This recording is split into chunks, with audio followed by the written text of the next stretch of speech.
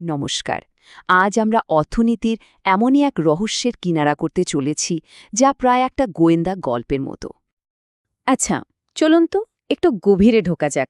আমরা যখন টাকার কথা ভাবি তখন কি মনে আসে? পকেটে থাকা কিছু নোট আর কয়েন, তাই তো? কিন্তু জানেন কি, ওটা আসলে হিমশৈলের চূড়া মাত্র। মানে পুরো অর্থনীতিতে যে পরিমাণ টাকার লেনদেন হয় তার খুব সামান্য অংশই আসল নোট বা কয়েন। তাহলে বাকি এই বিপুল পরিমাণ টাকাটা আসছে কোথা থেকে? কোথায় আছে এই টাকা? আমাদের এই তদন্তের মূল সূত্র হল একটা ১০০ টাকার নোট।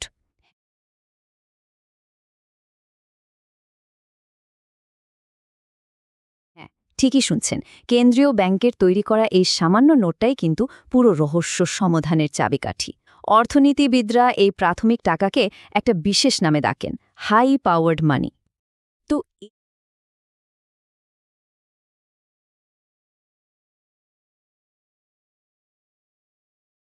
এই রহস্যের জট খুলতে গেলে আগে আমাদের এটা বুঝতে হবে যে টাকার কিন্তু অনেকগুলো পরিচয় আছে, অনেকটা ছদ্মবেশী গোয়েন্দার মতো। আর প্রত্যেকটা পরিচয়ের সঙ্গেই জড়িয়ে আছে তার সহজলভ্যতার একটা স্তর। টাকার প্রথম পরিচয় হল M1। এটাকে বলা যায় হাতে হাতে থাকা টাকা, মানে যে টাকাটা একেবারে খরচ করার জন্য রেডি। যেমন ধরুন ওয়ালেটে রাখা ক্যাশ বা ডেবিট কার্ড দিয়ে সঙ্গে সঙ্গে তুলে নেওয়ার মতো টাকা। এরপর আসছে M3, যেটা হলো টাকার একটা বিশাল ভাণ্ডার। এর মধ্যে M1-এর ওই সহজলভ্য টাকাটা তো আছেই, তার সাথে যোগ হয় সেই টাকাগুলো যেগুলো ফিক্সড ডিপোজিটের মতো একটা নির্দিষ্ট সময়ের জন্য জমানো থাকে, মানে চাইলেই সঙ্গে সঙ্গে খরচ করা যায় না। আর কেন্দ্রীয় ব্যাংক কিন্তু এই M3-র ওপর সবসময় কড়া নজর রাখে।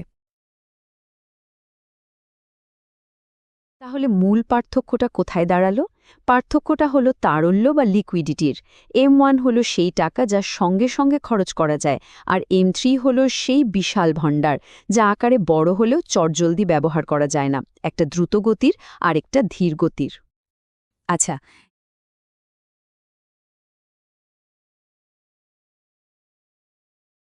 এবার গল্পের সবচেয়ে রোমাঞ্চকর অংশে আসা যাক। চলুন আমাদের সেই গোয়েন্দা, মানে ওই ১০০ টাকার নোটটার পিছু নেওয়া যাক। দেখি ব্যাংকিং সিস্টেমে ঢুকে ওটা কিভাবে টাকার পরিমাণ বহুগুণ বাড়িয়ে দেওয়ার রহস্যটা ফাঁস করে। ব্যাপারটা বেশ মজার। ধরুন ওই ১০০ টাকার নোটটা ব্যাংকে জমা দেয়া হলো। ব্যাংক কি করে? ওটা কিন্তু সিন্ধুকে ফেলে রাখে না, বরং তার একটা খুব ছোট অংশ নিজেদের কাছে রেখে বাকিটা, ধরুন ৯০ টাকা, অন্য কাউকে লোন দিয়ে দেয়। এবার সেই লোনের টাকাটা যার কাছে গেল, তিনিও তো ওটা কোথাও না কোথাও খরচ করবেন, আর সেই টাকাটা ঘুরে গিয়ে আবার অন্য কোনো ব্যাংকে জমা হবে। ব্যাস, সেখান থেকেও আবার একটা অংশ রেখে বাকিটা লোন দেয়া হবে। আর এই চক্রটা চলতেই থাকে। আর এর ফল কি হয় জানেন? অবিশ্বাস্য। ওই যে চক্রটা চলছিল তার কারণে আমাদের সেই সামান্য ১০০ টাকার নোটটা বাজারে মোট ২৭০ টাকার যোগান তৈরি করে ফেলেছে। ভাবা যায়, আসল নোটটা হয়তো একটাই, কোনো এক ব্যাংকের ভল্টে রাখা, কিন্তু তার ডিজিটাল প্রতিচ্ছবি ঘুরে বেড়াচ্ছে একাধিক অ্যাকাউন্টে। অর্থনীতিতে এই জাদুকরী প্রক্রিয়াটার একটা নামও আছে, মানি মাল্টিপ্লায়ার। এর একটা সহজ সূত্রও আছে। M3-কে M0 দিয়ে ভাগ করলেই এটা পাওয়া যায়। আর এই অনুপাতটাই দেখিয়ে দেয় যে কেন্দ্রীয় ব্যাংকের ছাপা একটা নোট থেকে আসলে কত গুণ বেশি টাকা অর্থনীতিতে তৈরি হচ্ছে। মানে এই টাকা তৈরির ইঞ্জিনটা ঠিক কতটা শক্তিশালী। কিন্তু এত শক্তিশালী একটা সিস্টেম, এর তো একজন নিয়ন্ত্রক থাকা দরকার, তাই না? না হলে তো এই প্রক্রিয়া হাতের বাইরে চলে যেতে পারে। তো প্রশ্ন হল, কে সেই নাটের গুরু যিনি এই পুরো ব্যবস্থাটাকে নিয়ন্ত্রণ করেন? এই পুরো নাটকের মূল পরিচালক হল দেশের কেন্দ্রীয় ব্যাংক, যেমন আমাদের রিজার্ভ ব্যাংক অফ ইন্ডিয়া। তারাই কিছু বিশেষ অস্ত্র ব্যবহার করে টাকা তৈরির গতি আর পরিমাণটাকে নিজেদের নিয়ন্ত্রণে রাখে। তাদের সবচেয়ে শক্তিশালী অস্ত্রটার নাম হল ক্যাশ রিজার্ভ রেশিও বা সিআরআর। এটাকে পুরো সিস্টেমের একটা হ্যান্ডব্রেক বলতে পারেন। এই সিআরআরই ঠিক করে দেয় যে ব্যাংকগুলো জনগণের কাছ থেকে পাওয়া জমার কতটা অংশ নিজেদের কাছে বা কেন্দ্রীয় ব্যাংকের কাছে রাখতে বাধ্য থাকবে, আর সেই টাকাটা তারা কোনোভাবেও লোন হিসেবে দিতে পারবে না। এইবার দেখুন আসল খেলাটা। কেন্দ্রীয় ব্যাংক যখনই এই সিআরআরের হারটা একটু বাড়িয়ে দেয়, ব্যাংকগুলোর হাতে লোন দেওয়ার মতো টাকা কমে যায়, ফলে মানি মাল্টিপ্লায়ারও কমে যায় আর টাকার যোগানও কমে আসে। আবার সিআরআর কমালে ঠিক তার উল্টোটা হয়, মানে এটাকে বাড়িয়ে বা কমিয়ে কেন্দ্রীয় ব্যাংক ইচ্ছে মতো অর্থনীতির টাকা তৈরির মেশিনের স্পিড বাড়াতে বা কমাতে পারে।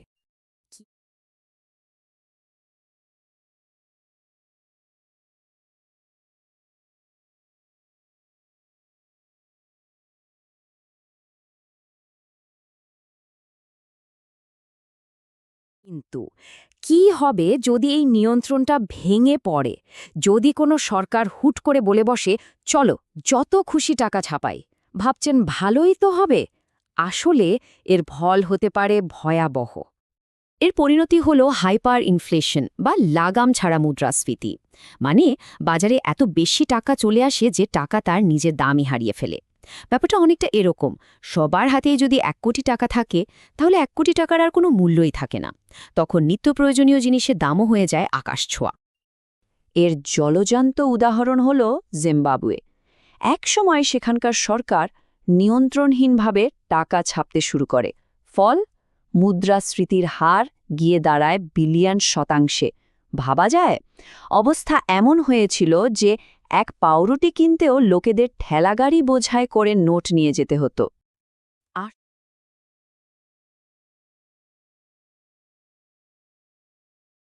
আসলে এখানেই গল্পের মূল টুইস্ট। টাকা তো আদতে একটা কাগজ মাত্র, এর আসল মূল্যটা তৈরি হয় একটা বিশ্বাসের উপর ভিত্তি করে। আমরা সবাই মিলে বিশ্বাস করি যে এ কাগজটা দিয়ে জিনিস কেনা যাবে, আর তাই এর দাম আছে। যখনই কোনো কারণে সেই বিশ্বাসটা ভেঙে যায়, টাকার এই পুরো গল্পটাই হুড়মুড়িয়ে ভেঙে পড়ে। তাহলে এই টাকার যোগানের রহস্যটা আমাদের কি শেখালো? এটাই যে আমাদের পুরো অর্থনৈতিক ব্যবস্থাটা দাঁড়িয়ে আছে একটা অদৃশ্য সিস্টেম আর তার ওপর রাখা আমাদের সম্মিলিত বিশ্বাসের ওপর। কিন্তু কি হবে যদি আমরা সেই বিশ্বাসটাই হারিয়ে ফেলি? এই প্রশ্নটা রইল। আজকের মতো তদন্ত এখানেই শেষ।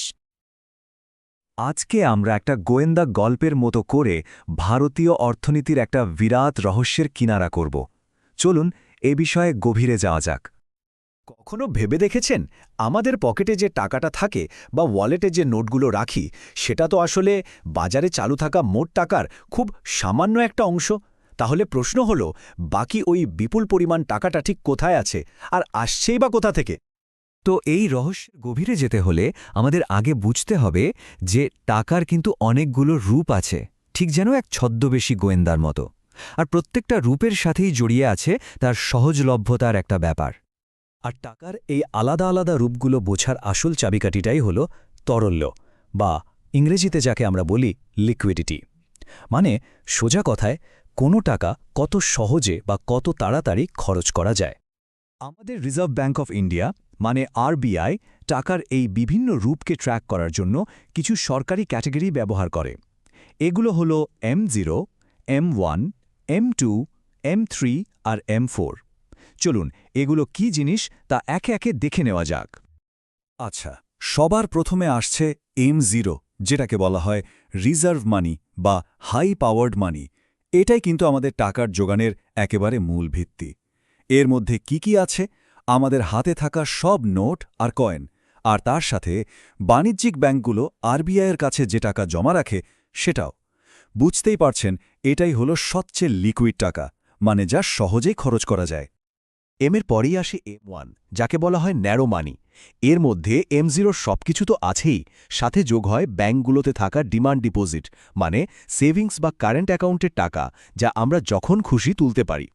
এর ঠিক পরই আসছে M2। M2তে কি আছে?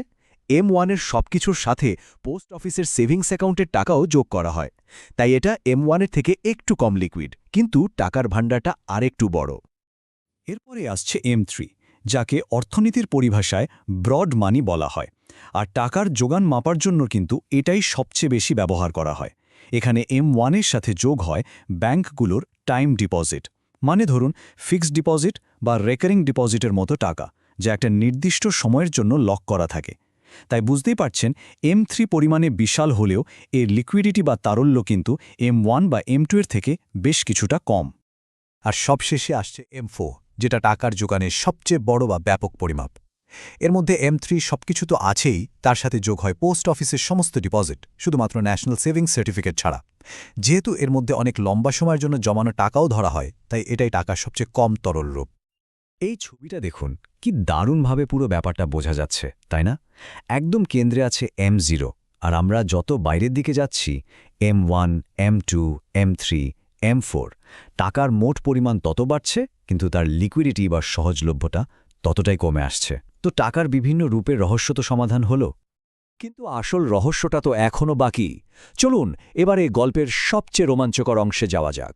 এবার আমরা দেখব অর্থনীতিতে এই যে এত টাকা, সেটা আসলে তৈরি হয় কিভাবে। অনেকেই ভাবেন টাকা মানে শুধু নোট ছাপানো, কিন্তু আসল ব্যাপারটা তা নয়। টাকা শুধু ছাপা হয় না, আমাদের কমার্শিয়াল ব্যাংকগুলো ঋণ দেওয়ার একটা প্রক্রিয়ার মাধ্যমে একে বহুগুণ বাড়িয়ে তোলে। ব্যাপারটা কিন্তু বেশ মজার, একটা জাদুর মতো। ধরুন কেউ একজন ব্যাংকে ১,০০০ টাকা জমা রাখল। ব্যাংক কী করবে? আরবিআইয়ের নিয়ম মতো তার একটা ছোট অংশ, ধরুন 10% রিজার্ভ হিসেবে রেখে দেবে, আর বাকি ৯০০ টাকা অন্য কাউকে ঋণ দিয়ে দেবে। এবার সেই ঋণের টাকাটা তো খরচ হবে, তাই না? আর খরচ হয়ে সেটা আবার অন্য কোনো ব্যাংকে গিয়ে জমা পড়বে। সেই দ্বিতীয় ব্যাংকও আবার একই কাজ করবে, একটা অংশ রেখে বাকিটা ঋণ দেবে, আর এভাবেই চক্রটা চলতেই থাকবে। এই যে ফ্লোচার্টটা দেখছেন, এটা থেকেই পরিষ্কার বোঝা যাচ্ছে যে কিভাবে ঋণ আর আমানতের এই চক্রটা পুরো সিস্টেমে টাকার যোগানকে কয়েক গুণ বাড়িয়ে দেয়। ঠিক যেন শান্ত জলে একটা ঢিল ছড়লে যেমন ঢেউ ছড়িয়ে পড়ে, অনেকটা সেরকমই। আর এর ফল কি দাঁড়ায় জানেন? একেবারে অবিশ্বাস্য। এই যে মানি মাল্টিপ্লায়ার এফেক্ট, এর কারণে আমাদের সেই সামান্য ১,০০০ টাকার ডিপোজিটটা বাজারে মোট ১০,০০০ টাকার যোগান তৈরি করে ফেলতে পারে। ভাবা যায়? কিন্তু একবার ভাবুন, টাকা তৈরির এত শক্তিশালী একটা ইঞ্জিনকে যদি নিয়ন্ত্রণ না করা হয়, তাহলে তো সেটা হাতের বাইরে চলে যেতে পারে, তাই না? তো চলুন দেখি এই পুরো ব্যবস্থাটার রাশ কার হাতে থাকে। এই পুরো সিস্টেমের মূল পরিচালক বা নিয়ন্ত্রক হল আমাদের দেশের কেন্দ্রীয় ব্যাংক, অর্থাৎ রিজার্ভ ব্যাংক অফ ইন্ডিয়া বা আরবিআই। দেশের অর্থনীতিতে স্থিতিশীলতা বজায় রাখার গুরু দায়িত্বটা কিন্তু তাদেরই। তো আরবিআই এই বিশাল অর্থনীতিকে নিয়ন্ত্রণ করার জন্য কিছু বিশেষ টুল বা বলতে পারেন অস্ত্র ব্যবহার করে। চলুন দেখে নিই সেই শক্তিশালী টুলগুলো আসলে কি। এদের মধ্যে অন্যতম শক্তিশালী একটা টুল হল ক্যাশ রিজার্ভ রেশিও বা CRR। এটাকে পুরো সিস্টেমের একটা হ্যান্ড ব্রেকের সাথে তুলনা করতে পারেন। আরবিআই যখন CRR বাড়িয়ে দেয়, তখন ব্যাংকগুলোর হাতে ঋণ দেওয়ার মতো টাকা কমে যায়। আর যখন CRR কমায়, তখন ঠিক তার উল্টোটা হয়, মানে বাজারে টাকার যোগান বেড়ে যায়। আর এখানেই আরবিআইকে একটা খুব কঠিন ভারসাম্য রাখতে হয়। একদিকে টাকার যোগান বাড়ালে বাজারে চাহিদা বাড়ে, অর্থনৈতিক বিকাশের সম্ভাবনা তৈরি হয়, কিন্তু তার সাথে এই মুদ্রাস্ফীতি বা ইনফ্লেশনের ঝুঁকিও বেড়ে যায়। আবার টাকার যোগান কমালে মুদ্রাস্ফীতি নিয়ন্ত্রণে থাকে ঠিকই, কিন্তু তাতে অর্থনৈতিক মন্দার ঝুঁকি তৈরি হয়। এই যে দাড়িপাল্লাটা দেখছেন, এটা চমৎকারভাবে সেই সূক্ষ্ম আর কঠিন ভারসাম্যের খেলাটাকেই তুলে ধরছে, যা আরবিআইকে প্রায় সারাক্ষণই খেলতে হয় অর্থনৈতিক বিকাশ আর মূল্য স্থিতিশীলতার মধ্যে। আর ভাবুন তো, যদি এই নিয়ন্ত্রণটা একবার ভেঙে পড়ে, তাহলে তার পরিণতি কি ভয়ঙ্কর হতে পারে। এর একটা জলজন্তু উদাহরণ হল জিম্বাবুয়ে। সেখানে নিয়ন্ত্রণহীনভাবে টাকা ছাপানোর ফলে এমন হাইপার ইনফ্লেশন হয়েছিল যে লোকদের ১ পাউন্ড রুটি কেনার জন্য ঠেলাগাড়ি ভর্তি করে নোট নিয়ে যেতে হতো। আর এখানেই আমরা আমাদের এই রহস্য গল্পের একেবারে মূল্যে পৌঁছে গেছি। টাকা তো আসলে শুধুই কাগজ, তাই না? এর আসল মূল্যটা তৈরি হয় পুরো সিস্টেমটার ওপর, আমাদের সবার সম্মিলিত বিশ্বাস থেকে। আমাদের গোটা অর্থনৈতিক ব্যবস্থাটাই কিন্তু দাঁড়িয়ে আছে একটা অদৃশ্য কাঠামোর ওপর। আর তার থেকেও বড় কথা, সেই কাঠামোর ওপর রাখা আমাদের সম্মিলিত বিশ্বাসের ওপর। কিন্তু আসল প্রশ্নটা হলো, কি হবে যদি কোনোদিন আমরা সেই বিশ্বাসটাই হারিয়ে ফেলি? এই প্রশ্নটা আপনাদের ভাবার জন্য রইল। আজকের মতো আমাদের তদন্ত এখানেই শেষ করছি।